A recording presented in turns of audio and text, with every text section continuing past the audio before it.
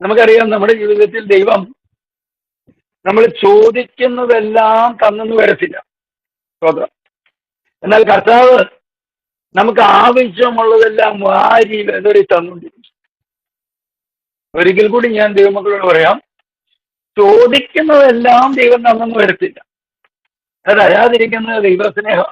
എന്നാൽ ദൈവം ആവശ്യത്തിനുള്ളതെല്ലാം വാരി വെതറി തന്നുകൊണ്ടിരിക്കും. നമ്മൾ പലപ്പോഴും ഈ ചോദിക്കുന്നത് എവിടുന്നാ കിട്ടുന്നതെന്ന് അന്വേഷിക്കും. ഇന്ന് ദൈവാത്മാവ് ഈ കൂട്ടായ്മയുടെ നടുവിലായിരിക്കുന്നവരോട് പറയുക, ദൈവം വാരി വെതറി തരുന്ന ദൈവമാണ്. പക്ഷെ നമ്മൾ ചോദിക്കുന്നതല്ല വാരി വെതറി തരുന്നത്, നമുക്ക് ആവശ്യമുള്ളതെല്ലാം ദൈവം വാരി വെതറി തരും.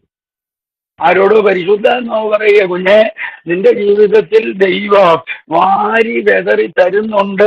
അത് തിരിച്ചറിയണമെങ്കിൽ നമ്മൾ ദൈവത്തിന്റെ നീതി മനസ്സിലാക്കും. കർത്താവിന്റെ നീതി മനസ്സിലാക്കിയാല് ദൈവം വാരി വെതറി തരുന്നത് മനസ്സിലാക്കും.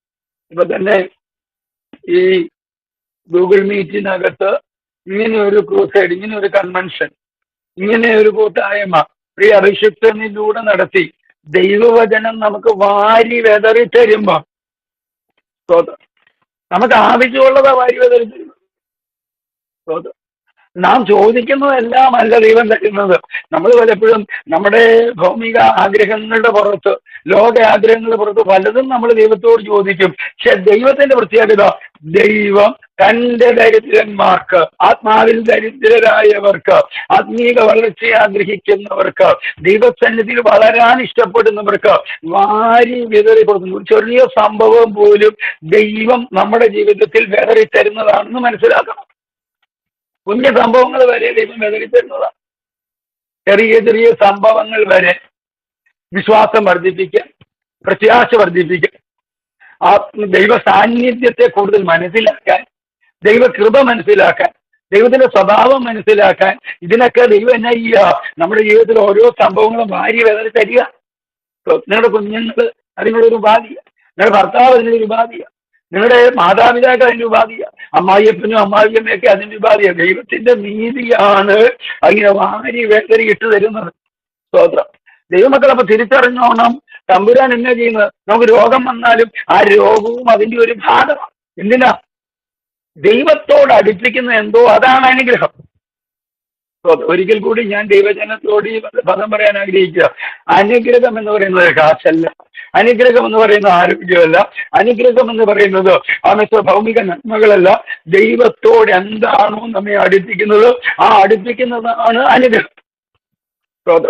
പണം നമ്മളെ ദൈവത്തിൽ നിന്ന് അകറ്റിയാൽ അത് ശാപം, ആരോഗ്യം ദൈവത്തിൽ നിന്ന് അകറ്റിയാൽ അത് ശാപം, സൗന്ദര്യം ദൈവത്തിൽ നിന്ന് അകറ്റിയാൽ അത് ശാപം, വിദ്യാഭ്യാസം ദൈവത്തിൽ നിന്ന് അകറ്റിയാൽ ശാപം. പലപ്പോഴും നമ്മൾ പറയും, അവൻ വിദ്യാഭ്യാസം ഉണ്ട്, അവൻ അനുഗ്രഹിക്കപ്പെട്ടവനാണ്, അവന് നല്ല ജോലി ഉണ്ട്, അവൻ അനുഗ്രഹിക്കപ്പെട്ടവനാണ്, അവന് നല്ല സമ്പാദ്യം ഉണ്ട്, അവൻ അനുഗ്രഹിക്കപ്പെട്ടവനാണ്, അവനുണ്ടോ എന്നെ അഴകാണ്, അവർക്ക് എന്നെ അഴകാണ്, അവൻ സ്വത്ത് എന്നോ അനുഗ്രഹമാണ് എന്ന് നമ്മൾ പറയും. ദൈവമക്കൾ മനസ്സിലാക്കണം, അനുഗ്രഹം എന്ന് പറയുന്നത് ഈ കപ്പും ചവറുമായിരിക്കുന്ന കാര്യങ്ങളൊന്നും അല്ല. ദൈവത്തോട് എന്താണോ നമ്മളെ അടുപ്പിക്കുന്നത്, അതാണ് ദൈവം വാരി വെതറി തരിക. ആർക്കാ വാരി വെതറി കൊടുക്കുന്നത്? പിലാത്തോസിനല്ല, രാജാവിനല്ല, കയ്യഫാവിനല്ല, തന്റെ ശിഷ്യന്മാരെ കൂടെ കൊണ്ടു നടത്തി തമ്പുരാൻ അവർക്ക് വാരി വെതറി കൊടുക്കുകയാണ്. അവരനുഭവിച്ച കൊടുങ്കാറ്റും അതിന്റെ ഭാഗമാണ്, അവരനുഭവിച്ച ചുഴലിക്കാറ്റ് അതിന്റെ ഭാഗം, അവരനുഭവിച്ച പട്ടിണി അതിന്റെ ഭാഗം. മനസ്സിലാകുന്നവർക്കായി സ്തോത്രം ചെയ്യുക. അവരനുഭവിച്ച അവന് കല്ലെറിയാൻ വന്ന ആൾക്കാർ അതിന്റെ ഭാഗമാണ്. അവൻ സ്തോത്രം. അവരനുഭവിച്ച ഓരോ അനുഭവങ്ങളും അതിന്റെ ഭാഗമായിരുന്നെങ്കിലും ഇന്നെന്നെ കേൾക്കുന്ന ദൈവജനം മനസ്സിലാക്കണം, ദൈവം സ്വർഗത്തിലിരുന്ന് തനിക്ക് ബോധിച്ചത് ചെയ്യുക. സ്തോത്രം. ആർക്ക് വേണ്ടിയാ? ആശ്രയിക്കുന്നവരെ അറിഞ്ഞുകൊണ്ട്, തങ്ങൾ ആശ്രയിക്കുന്നവരെ അറിഞ്ഞുകൊണ്ട്. ഇവിടെ ഈ കൂട്ടായ്മയിലായിരിക്കുന്ന എല്ലാവരോടും ഞാൻ പറയാം, എന്നെ ഉൾപ്പെടുത്തി പറയുക, നമ്മുടെ ജീവിതത്തിൽ ദൈവം വാരി വെതറി തന്നുകൊണ്ടിരിക്കുക. എന്തേലും അനുഭവങ്ങൾ വാരി വെതറി തരുന്നത്.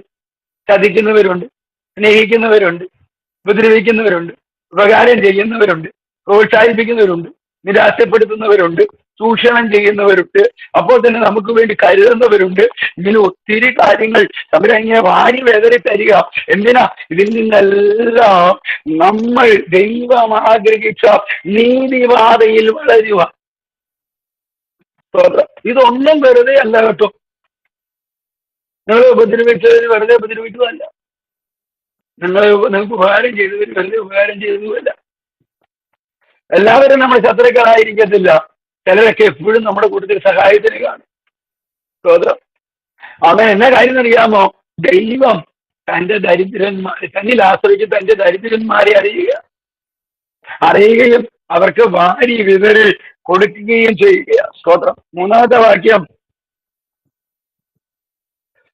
മൂന്നാമത്തെ വാക്യം ഇതാണ്: നീ വെള്ളത്തിൽ കൂടി കിടക്കുമ്പോൾ ഞാൻ നിന്നോട് കൂടി ഇരിക്കും. നീ നദികളിൽ കൂടി കിടക്കുമ്പോൾ അവ നിന്റെ മീതെ കവിയുകയില്ല. നീ തീയിൽ കൂടി നടന്നാൽ വെന്തു പോവുകയില്ല. അഗ്നിജാല നിന്നെ ദഹിപ്പിക്കുകയുമില്ല. ഇപ്പൊ ദൂത് മനസ്സിലായല്ലോ. ബോധിച്ചതുപോലെ ചെയ്യുക കർത്താവ്. സ്വർഗത്തിൽ ബോധിച്ചതുപോലെ. എങ്ങനെയാ? തീയിലൂടെ കടത്തും, വെള്ളത്തിലൂടെ കടത്തും. പക്ഷെ കർത്താവ് പറയുക വെന്തു പോകത്തില്ല, നദി നിന്നെ മുക്കി കളയത്തില്ല. ദൈവം നമ്മൾ വിചാരിക്കുമോ കർത്താവ് എന്നെ ഈ വെള്ളത്തിലൂടെ കടത്തിയിട്ട് കർത്താവിന് തോന്നുന്ന പോലെ കർത്താവ് എന്നെ തീയിലൂടെ അങ്ങ് വിടുക, കർത്താവ് എന്നെ വെള്ളത്തിലൂടെ തോന്നുന്ന പോലെ അങ്ങ് വിടുക. കർത്താവിന് അവിടെ ഇരുന്നുകൊണ്ട് എന്നെ വെള്ളത്തിൽ കൂടെ അങ്ങ് വിട്ടാൽ മതി. കർത്താവിന് അവിടെ ഇരുന്നുകൊണ്ട് എന്നെ ഈ തീയിലൂടെ അങ്ങ് വിട്ടാൽ മതി. അനുഭവിക്കുന്നത് ഞാനല്ലേ. സ്തോത്രം. പലപ്പോഴും നമ്മൾ ചിന്തിച്ചിട്ടില്ലേ? ഇന്ന് ഈ ദൈവവചനം കേൾക്കുമ്പം പിന്നെ പരിശുദ്ധാത്മാവ് വ്യക്തമായി ഇടപെടുക.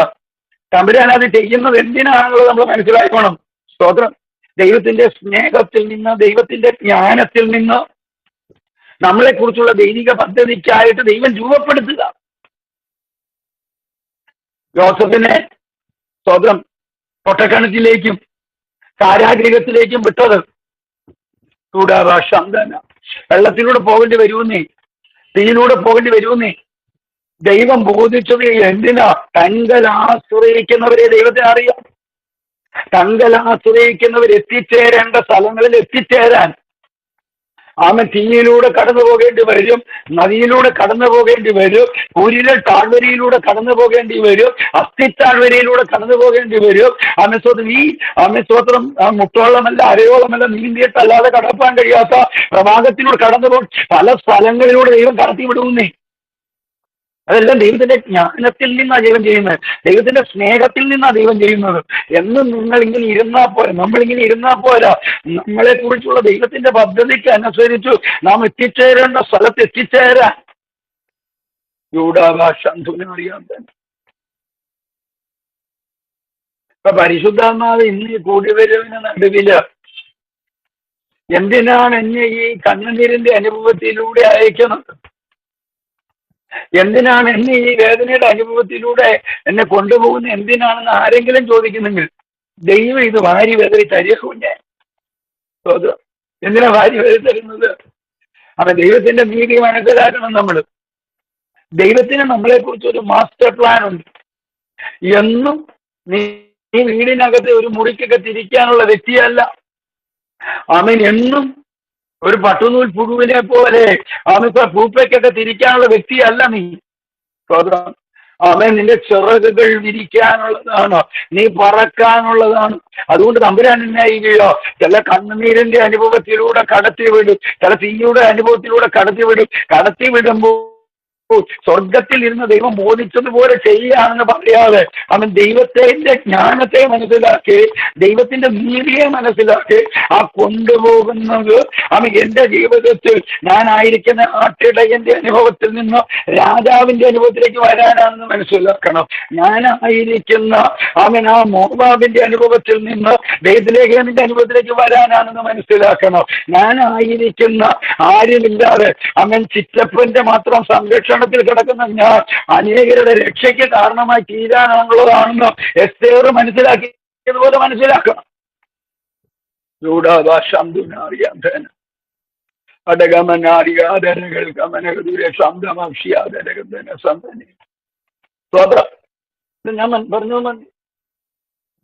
ഞാൻ നേരത്തെ പറഞ്ഞല്ലോ, ഞാനായിട്ട് ബാക്കിയൊന്നും എടുത്തതല്ല.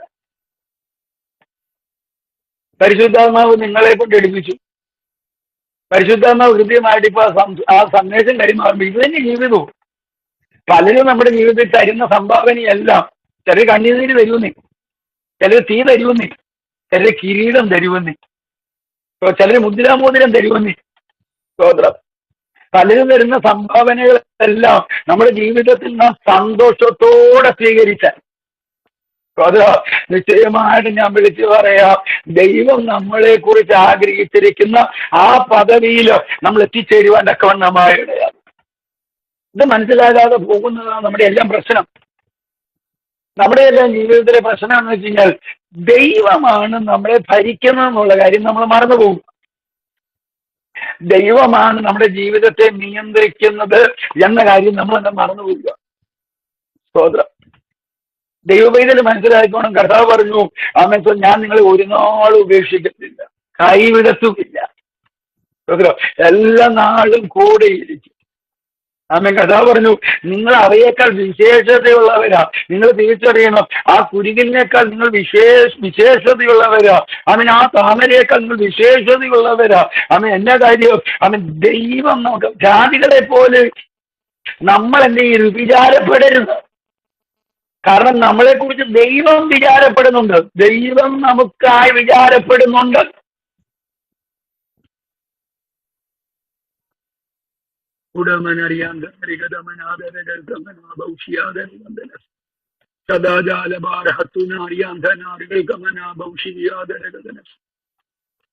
ദൈവം നമ്മളെ കുറിച്ച് വിചാരപ്പെടുന്നുണ്ട്. നല്ല മരുമകളെ കിട്ടിയ സ്വോത്രം പറ, ചീത്ത മരുമകളെ കിട്ടിയ സ്വോത്രം പറ. നല്ല ഭർത്താവിനെ കിട്ടിയ സ്വോത്രം പറ, ചീത്ത ഭർത്താവാണെങ്കിൽ സ്വോത്രം പറ. നല്ല കുഞ്ഞുങ്ങളെ കിട്ടിയ സ്വോത്രം പറ, ചീത്ത കുഞ്ഞുങ്ങളാണെങ്കിൽ സ്വോത്രം പറ. നല്ല ആരോഗ്യം കിട്ടിയ സ്വോത്രം പറ, ചീത്ത ആരോഗ്യമാണ് സ്വോത്രം പറ. നല്ല സാമ്പത്തിക ഭദ്രത കിട്ടിയ സ്വോത്രം പറ, ഇനി ബാധ്യത ഇല്ലെങ്കിൽ സ്വോത്രം പറ. കാരണം ഇതെല്ലാം ദൈവം വാരി വെതറിയിടുക. എന്തിനാ? നമ്മളെ കുറിച്ച് ദൈവം ഇട്ട രൂപത്തിലേക്ക്. അത് നീ എന്നും യാക്കോബായിരിക്കാനുള്ളതല്ലോ, നീ ഇസ്രായേലായിരിക്കാനുള്ളതോ, നീ എന്നും ശിമോനായിരിക്കാനുള്ളതല്ലോ, നീ പത്രോസായി തീരാനുള്ളതോ, നീ എന്ന് ഹദസിയായിരിക്കാനുള്ളതല്ലോ, അത് നീ എസ്തേറായി തീരാനുള്ളതോ, നീ എന്നും മാറ്റടയനായിരിക്കാനുള്ളതല്ലോ, നീ രാജാവായി തീരാനുള്ളതോ, നീ എന്നും വിഖ്യാനായിരിക്കാനുള്ളതല്ലോ, നീ എന്നും ഒരു നേതാവായി തീരാനുള്ളതോ.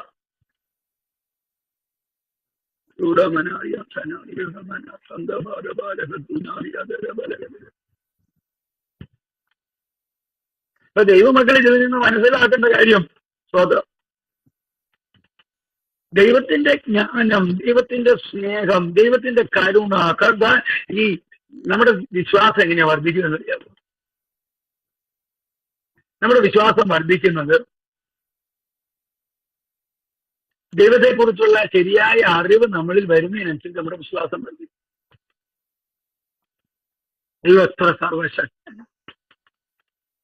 ദൈവം സ്നേഹിക്കുന്ന സ്നേഹം നിത്യ സ്നേഹം. ദൈവത്തിന്റെ കരുണ എത്ര വലിയതാണ്! ദൈവത്തിന്റെ ദയ എത്ര വലിയതാണ്! ദൈവത്തെക്കാൾ ഒരു വിശ്വസ്തനുണ്ടോ? ദൈവത്തെക്കാൾ വലിയ വിശ്വസ്തനുണ്ടോ? ദൈവത്തിന്റെ ശക്തി എത്ര വലുതാണ്! ഇനി പോട്ടെ, ദൈവത്തിന്റെ ജ്ഞാനം എത്രയാ! ആ ദൈവമാ പറഞ്ഞത്, ആമേൻ, അവസാനത്തോളം ഞാൻ കൂടിയിരിക്കും. ആ ദൈവമാ നമ്മളോട് പറഞ്ഞത്, അനാഥരായി വിടത്തില്ല. പക്ഷെ നമ്മളെന്നതാ, ഒരു ഇത്തിരി തീ കാണുമ്പം നമ്മൾ ഉടനെ ദൈവത്തെ അങ്ങ് വിടുക. ഇത്തിരി വെള്ളം കാണുമ്പം ദൈവത്തെ അങ്ങ് വിടുക. അത് എന്റെ പൊന്ന ദൈവവേദനെ, ചെങ്കടല് വരുമ്പോ ഇട്ടേച്ച് പോകുന്ന ഒരു ദൈവമല്ല നമ്മുടെ ദൈവം. മാറ വരുമ്പോ ഇട്ടേച്ച് പോകുന്ന ഒരു ദൈവമല്ല നമ്മുടെ ദൈവം.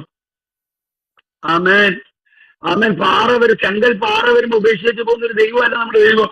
ഈ സംഭവങ്ങളെല്ലാം വരുത്തുന്നത് എന്റെ പൊന്നു കുഞ്ഞ്, നീ ദൈവത്തിന്റെ വിശ്വസ്തത മനസ്സിലാക്കാനും, ദൈവത്തിന്റെ ശക്തി മനസ്സിലാക്കാനും, ദൈവത്തിന്റെ സ്നേഹം മനസ്സിലാക്കാനോ, ദൈവത്തിന്റെ കരുണ മനസ്സിലാക്കാനോ, ദൈവത്തിന്റെ നീതി മനസ്സിലാക്കാനോ, ദൈവത്തിന്റെ നന്മ അത് നമ്മൾ മനസ്സിലാക്കാൻ വേണ്ടിയോ സ്വർഗത്തിലെ ദൈവം ഈ തീകൾ വരുത്തുന്നത്. ആണ് സ്വർഗത്തിലെ ദൈവം അവൻ ഈ നദികൾ വരുത്തുന്നത്. അതുകൊണ്ട് ദൈവം നമ്മുടെ ജീവിതം ഇങ്ങനെ വാരി വെതറി തരിക. ഇതേറെ അനുഭവങ്ങൾ അല്ലെ? നീതിമാന്റെ അർത്ഥങ്ങൾ അസംഖ്യം. കഥാവ് നമ്മുടെ ജീവിതത്തിൽ എന്തേറെ അനർത്ഥങ്ങളാണ് തമ്പുരാൻ ഇങ്ങനെ വാരി വെതറി തരുന്നത്. പക്ഷെ ആ വാരി വെതറി തന്നെ അനർത്ഥമെല്ലാം നിന്നെ മൂർച്ചയുള്ള മെതിവണ്ടിയാക്കുകയാണ്. മനസ്സിലാകുന്നവർക്കായി സ്തോത്രം ചെയ്യുകയോ അമിത് ആ വാരി വിതരുന്ന അമിസ്വതം ഓരോ പ്രതികൂലങ്ങളും ഓരോ പ്രതിസന്ധിയും ശരിയായ ദൈവവിധനെ മൂർച്ചയുള്ള അമ്പാക്കി പൂണിയിൽ മറച്ചു വെച്ചു തക്ക സമയത്ത് ദൈവത്തിന് പ്രയോജനപ്പെടുത്താനാണെന്നുള്ള കാര്യം മറന്നു പോകരുത്. സർവജ്ഞാനിയായ ഒരു ദൈവം എന്റെ ജീവിതം നിയന്ത്രിക്കുമ്പോൾ അജ്ഞാതമായിരിക്കുന്ന എന്റെ ഭാവിയെ കുറിച്ച് ഞാൻ എന്തിനാ വ്യസനിക്കുന്നേ? എനിക്കറിയത്തില്ല എന്റെ ഭാവി എന്നാ. ഇരിക്കുന്ന നിങ്ങളിൽ ആർക്കും അറിയത്തില്ല നിങ്ങളുടെ നാളെ എന്താണെന്നും, അല്ലെ 10 വർഷം കഴിഞ്ഞാൽ നിങ്ങൾ എങ്ങനെയായിരിക്കുമെന്നും, 30 വർഷം കഴിഞ്ഞാൽ നിങ്ങളുടെ സ്ഥിതി എന്തായിരിക്കും നിങ്ങൾക്ക് ആർക്കും അറിയത്തില്ല. പക്ഷെ നമുക്ക് അറിയാവുന്ന ഒരു കാര്യമുണ്ട്. ആ കാര്യം വേറെ ഒന്നുമല്ല, സർവശക്തനായ ദൈവം അമ്മ സ്വതന്ത്രം നമ്മുടെ ദൈവമായിരിക്കുമ്പോൾ, സ്വതന്ത്രം നമ്മുടെ കർത്താവ്, സർവശക്തനായ ദൈവം നമ്മുടെ കർത്താവായിരിക്കുമ്പോൾ, സ്വതന്ത്രം ആമേൻ, നമ്മൾ എന്തിനാണ് നമ്മുടെ അജ്ഞാതമായിരിക്കുന്ന ഭാവിയെ കുറിച്ച് കണ്ടപ്പെടുന്നത്? മനസ്സിലാകുന്നവർക്കായി സ്തോത്രം ചെയ്യുക. നിങ്ങളുടെ ഭാവി ഇരിക്കുന്നത് നിങ്ങളുടെ ഭർത്താവിന്റെ കയ്യിലല്ല, നിങ്ങളുടെ ഭാവി ഇരിക്കുന്നത് നിങ്ങളുടെ കുഞ്ഞുങ്ങളുടെ കയ്യിലല്ല, നിങ്ങളെ ചതിച്ച ആൾക്കാരുടെ കയ്യിലൊന്നും അല്ല നിങ്ങളുടെ ഭാവി ഇരിക്കുന്നത്. മനസ്സിലാകുന്നവർക്കായി സ്തോത്രം ചെയ്യുക. നിങ്ങളെ പ്രാഗിയ ആൾക്കാരുടെ കയ്യിലൊന്നും അല്ല നിങ്ങളുടെ ഭാവി ഇരിക്കുന്നത്. അമ്മ മുടിഞ്ഞു പോകും, നീ കാണത്തില്ല, ഞാനിതിനെ പൊളിച്ചെടുക്കും എന്നൊക്കെ പറയുന്ന അനേകരുണ്ട്. അവരുടെ കയ്യിലൊന്നും അല്ല നമ്മുടെ ഭാവി ഇരിക്കുന്നത്. നമ്മുടെ ഭാവി ഇരിക്കുന്നത് സർവശക്തനും സർവജ്ഞാനിയുമായ ദൈവത്തിന്റെ കയ്യിലാണ്. അതറിയാമെങ്കിൽ പിന്നെ എന്തിന് കുഞ്ഞെ നീ ഭാരപ്പെടുന്നത്?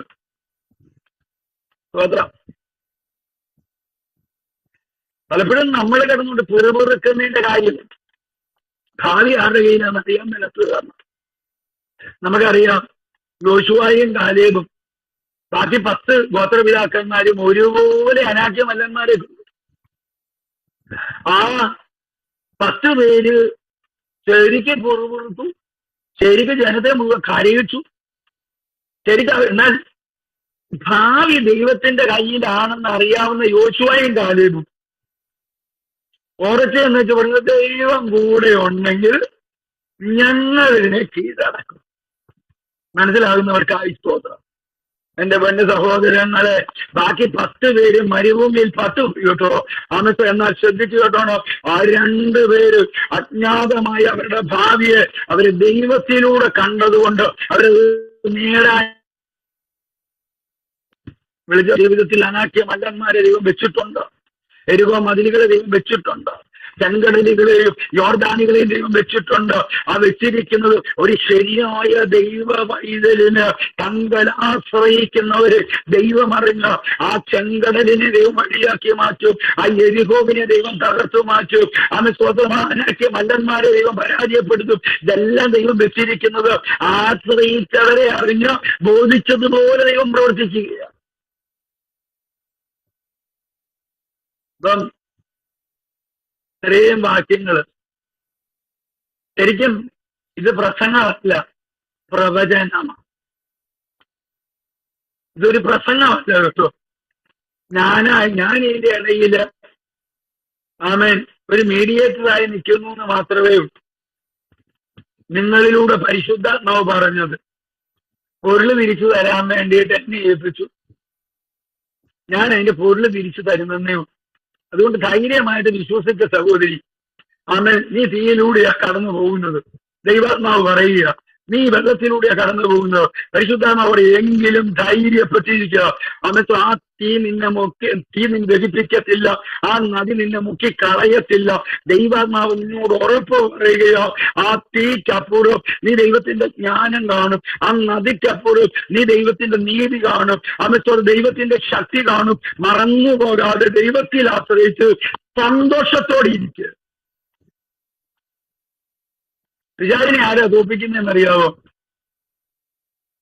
പിശാചിനെ തോപ്പിക്കുന്നത് പിശാചി കോക്കാൻ പറ്റി കാണിക്കുമ്പോ കരയുന്നവരെയല്ല. പിശാചി നമ്മുടെ ജീവിതത്തിനകത്ത് എന്തെങ്കിലും തട്ടിപ്പും വെട്ടിപ്പും ഒക്കെ പിശാചി കാണിച്ച് നമ്മളെ നിരാശപ്പെടുത്താൻ ശ്രമിക്കുമ്പോ ഉടനെ സങ്കടപ്പെട്ട് നിരാശപ്പെട്ടിരിക്കുന്നവരെ അല്ല. സ്വതന്ത്രം പിശാചിനെ തോപ്പിക്കുന്നത് പ്രതികൂലങ്ങളുടെ നടുവിൽ കൂടെയുള്ള ദൈവത്തെ ആരാധിക്കാൻ മനസ്സുള്ളവരെയാണ്. പ്രതികൂലങ്ങളുടെ നടുവിൽ നിരാശപ്പെട്ട് നീ കൊണ്ട് യേശു പറഞ്ഞ മുഖം മാറിയിരിക്കരുത്. നിന്റെ ജീവിതത്തിലെ ചില ദുരന്തങ്ങൾ അതിന്റെ മുഖം പാടിക്കുന്നത്, നിന്റെ ജീവിതത്തിലെ ചില സങ്കട സംഭവങ്ങൾ അതിന്റെ മുഖം പാടിയിരിക്കാൻ കാരണം. നിരാശപ്പെടുത്തുന്ന സംഭവങ്ങൾ ജീവിതത്തിൽ വരും, സങ്കടപ്പെടുത്തുന്ന സംഭവങ്ങൾ ജീവിതത്തിൽ വരും. അവൻ വെള്ളം അനുഭവിക്കുമ്പോഴേ, നദി അനുഭവിക്കുമ്പോഴേ അതിന്റെ ഭയങ്കരത മനസ്സിലാകത്തുള്ളൂ, തീ അനുഭവിക്കുമ്പോഴേ അതിന്റെ ഭയങ്കരത മനസ്സിലാകത്തുള്ളൂ. പക്ഷെ അതിന്റെ നടുവിൽ പത്രോസ് കാരാഗൃഹത്തിൽ ഉറങ്ങിയതുപോലെ, പൗലോസും ശീലാസും ആരാധിച്ചതുപോലെ, അവന് കാരാഗൃഹത്തെയും ചെങ്ങലയും കണ്ട് മുഖം പാടാതെ, നിരാശപ്പെടാതെ, ആർക്ക് ദൈവത്തെ സ്തുതിക്കാൻ, ആർക്ക് ദൈവത്തെ ആശ്രയിക്കാൻ കഴിയുന്നോ അവരാ ചെങ്ങല കഴിഞ്ഞ് പുറത്തു വരുന്നവര്, അവരാ തടവർ പൊളിച്ച് പുറത്തു വരുന്നവര്. ഡോക്ടർ പറഞ്ഞു നിനക്ക് ആ രോഗമാണ്. അത് പറഞ്ഞ നിമിഷം മുതൽ ആ രോഗത്തെക്കാൾ വലിയ ഭാരമാണ് മാനസിക ഭാരം. രോഗത്തെ വലിയ വിഷയമൊന്നുമില്ല. രോഗമാണെന്ന് ഡോക്ടർ പറഞ്ഞേ പിന്നെ ഹാർട്ടിനൊരു പ്രശ്നമാണ് എന്ന് പറഞ്ഞേ പിന്നെ ആ നടപ്പും ഇരിപ്പും പട്ടാനും ആൾക്കാരോട് പറയുന്ന രീതിയൊക്കെ കാണുമ്പോഴേ വിചാരിച്ച് ഭയങ്കര സന്തോഷമാകും. എന്റെ പൊന്നു പൊന്നെ, നീ നിന്റെ ജീവിതത്തിനകത്ത് ദൈവം വാരി വെതറി ഇട്ടു തരുന്ന ഓരോ സംഭവങ്ങളുടെ നടുവിൽ കൂടെയുള്ള ദൈവം നമ്മളെ വളർത്തുകയാണെന്ന് മനസ്സിലാക്കണം. തകർക്കാനല്ല ദൈവം ചെയ്യുന്നത്, നശിപ്പിക്കാനല്ല ദൈവം ചെയ്യുന്നത്. സ്തോത്രം. അപ്പൊ ഇവിടെ ദൈവത്തിന്റെ ജ്ഞാനം മനസ്സിലാക്കാം. അടുത്ത വാക്യം നമ്മുടെ കുറിവാക്യം, അല്ലെങ്കിൽ നമ്മുടെ അടുത്ത് പ്രധാന വാക്യം, യഹോവ നല്ല ദൈവവും കഷ്ടദിവസത്തിൽ ശരണവുമാണ്. ഞങ്ങൾ ആശ്രയിക്കുന്നവരെ ദൈവം അറിയുന്നു. ശരിയായ ഇനി ഈ പറയുന്നത് കേൾക്കണം. ദൈവം നമുക്ക് വേണ്ടി ഒരുക്കുന്ന എല്ലാ നന്മകളും പൊതിഞ്ഞു വെച്ചിരിക്കുന്ന കടലാസാണ് കഷ്ടത. നമുക്ക് വേണ്ടി ഒരുക്കി വെച്ചിരിക്കുന്ന, ഇപ്പം ജോസഫിന് വേണ്ടി ഒരുക്കി വെച്ചിരിക്കുന്ന ആ മുദ്രാമോതിരം പൊതിഞ്ഞു വെച്ചിരിക്കുന്നത് കഷ്ടതയെന്ന് പറയുന്ന കടലാസിനാണ്. സ്തോത്രം. എസ്തേർ എന്ന് പറയുന്ന, ഹദർസേ എന്ന് പറയുന്ന കുഞ്ഞിന് രാജ്ഞിയാകാനുള്ളതാണ്. പക്ഷെ അവിടെ രാജ്ഞിയാകാനുള്ള അവരുടെ ആ ജീവിതത്തെ പൊതിഞ്ഞു വെച്ചിരിക്കുന്ന കടലാസ കഷ്ടത. എബേസിനെ നമുക്കറിയാം. എബേസിന്റെ ജീവിതത്തിനകത്ത് എബേസ് വ്യസനപുത്രനാണ്. അവന് പൊതിഞ്ഞു വെച്ചിരിക്കുക, അവന്റെ പേര് തന്നെ വ്യസനപുത്രൻ. പക്ഷെ അവൻ ആരാ? സഹോദരന്മാരുടെ മാന്യനാകാനുള്ളത്. സ്തോത്രം. രൂത്തിന്റെ ജീവിതം ബേത്ലേഹേമിന്റെ ഒരു അനുഗ്രഹമാകാനുള്ളത്. പക്ഷെ അത് പൊതിഞ്ഞു വെച്ചിരിക്കുന്ന കടലാസ് ആണ്. 1 മരണം, 2 മരണം, 3 മരണം. കഷ്ടത എന്ന കടലാസിനകത്താണ് നമ്മുടെ അനുഗ്രഹം പൊതിഞ്ഞു വെച്ചിരിക്കുന്നത്.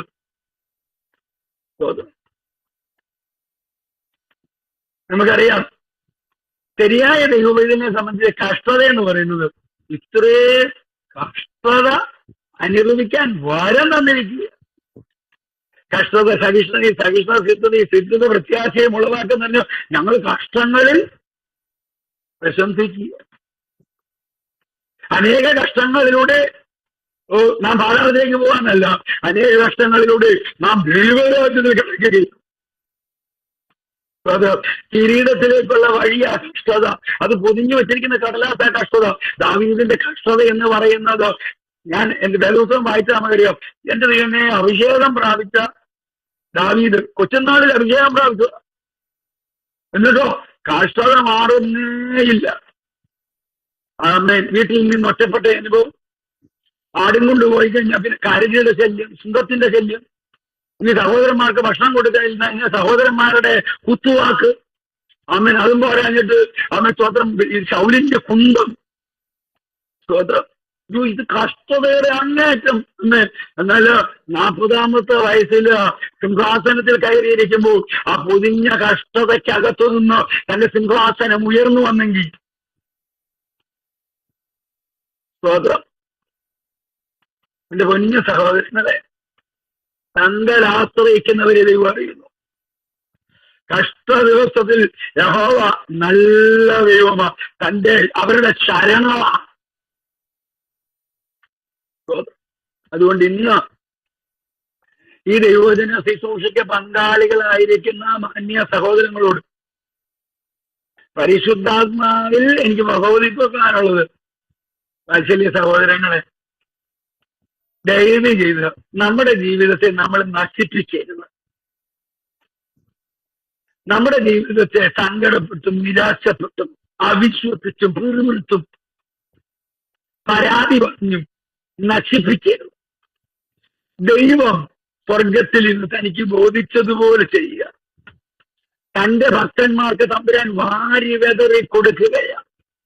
അവരേത് തീയിലൂടെ പോയാലും ഏത് വെള്ളത്തിലൂടെ പോയാലും അവരവിടെ നഷ്ടപ്പെട്ടു പോകാതെ വണ്ണം തമ്പുരാൻ അവരോട് കൂടെ ഇരിക്കുന്നു എന്നുള്ള കാര്യം മറന്നു പോകരുത്.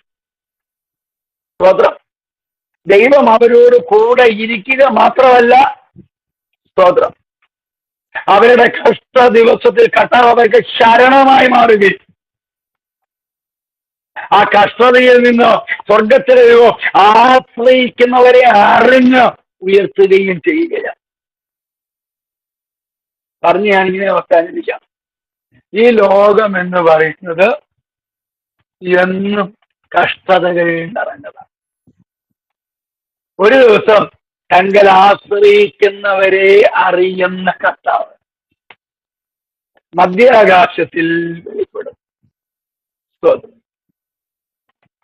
ആ സമയത്ത് ആമേൻ നമ്മുടെ ജീവിതത്തിൽ നാം അനുഭവിച്ച അനുഭവങ്ങളെല്ലാം ഒരു 2 നില കെട്ടിടത്തിനല്ല, അവൻ ഒരു എസ്റ്റേറ്റിന് വേണ്ടിയിട്ടായിരുന്നില്ല, അമേരിക്കയിൽ UK ഒരു വിസയ്ക്ക് വേണ്ടിയിട്ടായിരുന്നില്ല, അവൻ നമ്മളൊരു ലക്ഷറി വാഹനത്തിന് വേണ്ടിയായിരുന്നില്ല, ബാങ്കിൽ ഒരു ഡിപ്പോസിറ്റിന് വേണ്ടിയായിരുന്നില്ല. നമ്മളെ ദൈവം കഷ്ടങ്ങളിലൂടെ കടത്തിവിട്ടത്, നമ്മുടെ ജീവിതത്തിൽ തീകൾ തന്നത്, നദികൾ തന്നത്, നമ്മുടെ ജീവിതത്തിൽ ദൈവമായ കർത്താവ് അവൻ വാരി വേദറി പല അനുഭവങ്ങൾ തന്നത്, പല ആൾക്കാരെ തന്നത്, അതെല്ലാം തങ്ങൾ ആശ്രയിക്കുന്നവരെ അറിഞ്ഞ അവൻ മഹാ കഷ്ടത ഈ ഭൂമിയിൽ വരുമ്പോൾ അവർക്ക് ശരണമായി മാറാൻ. ഇനിയുള്ളത് മഹാകഷ്ടതയുടെ ഒരു കാലം വരാൻ പോവുക. അത് പറഞ്ഞ് ഞാൻ അവസാനിപ്പിക്കാം. ആർക്കും പ്രവർത്തിച്ചുകൂടാത്ത ഒരു രാത്രി വരാൻ പോവുകയാണ്. മഹാകഷ്ടകാലം വരാൻ പോവുകയാണ്. മഹോപദ്രവകാലം വരാൻ പോവുകയാണ്. നമ്മൾ കണ്ട തീയൊന്നും അല്ല കേട്ടോ, നമ്മൾ കണ്ട വെള്ളമൊന്നും അല്ല. അതെല്ലാം നമ്മളെ ദൈവഭക്തരാക്കി മാറ്റി, വിശുദ്ധന്മാരാക്കി മാറ്റി, ദൈവജനമാക്കി മാറ്റി, ദൈവത്തിന്റെ മക്കളാക്കി മാറ്റി. എന്നാൽ ആർക്കും പ്രവർത്തിച്ചുകൂടാത്ത ഒരു രാത്രി വരികയോ മഹാകഷ്ടകാലം വരാൻ പോവുകയാണ്. അന്ന് അപ്പത്തിന് വേണ്ടിയുള്ള വിശപ്പല്ല, വെള്ളത്തിന് വേണ്ടിയുള്ള ദാഹവുമല്ല, ദൈവവചനത്തിന് വേണ്ടിയുള്ള വിശപ്പും ദാഹവും കൊണ്ട് മനുഷ്യൻ ഓടി നടക്കുമ്പോൾ തങ്ങൾ ആശ്രയിച്ചവർക്ക് ആ കഷ്ട സമയത്ത് ദൈവം ഒരു ശരണമായിരിക്കും. സ്തോത്രം. ഇങ്ങനെ പറഞ്ഞു നിർത്താം. ഏത് നിമിഷവും കർത്താവിന്റെ മരമുണ്ട്. ഏത് നിമിഷത്തിൽ വേണമെങ്കിലും നമ്മുടെ അരിമനാഥ് ആമത്ത് പോയതുപോലെ വരാമെന്ന് പറഞ്ഞ നമ്മുടെ കർത്താവ് മടങ്ങി വരും.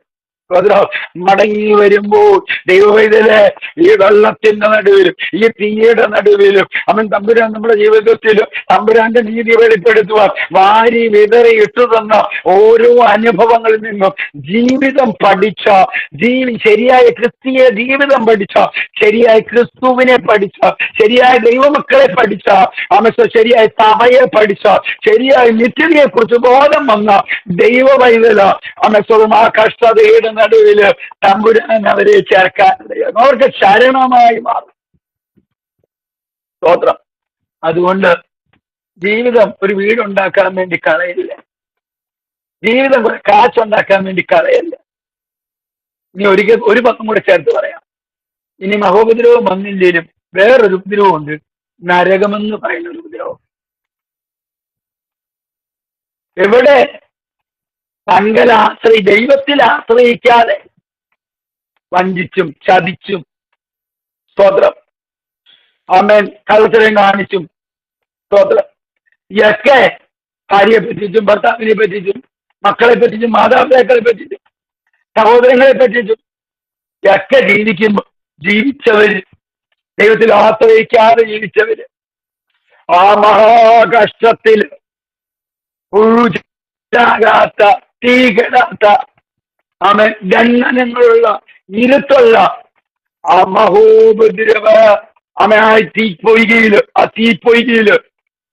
ആ കഷ്ടത അനുഭവിക്കുമ്പോൾ തങ്കലാശ്രയിച്ച് നീതിയോടെ ജീവിച്ച, ഓരോ അനുഭവങ്ങളിൽ നിന്നും നീതി പഠിച്ച, അവൻ ആക്കി വെച്ചിരിക്കുന്ന എല്ലാ സ്ഥലങ്ങളിലും നീതിപൂർവം ജീവിച്ച ഒരു ദൈവവൈദ്യനെ സംബന്ധിച്ച് അവിടെയും നമ്മുടെ കർത്താവ് ശരണമായിരിക്കും. സോദര, നീതിമാന്റെ യാത്ര അമ്മ മേലോട്ട, കീഴുള്ള പാതാളം അവൻ ഒഴിഞ്ഞു പോകും. ഈ വചനം പറഞ്ഞ്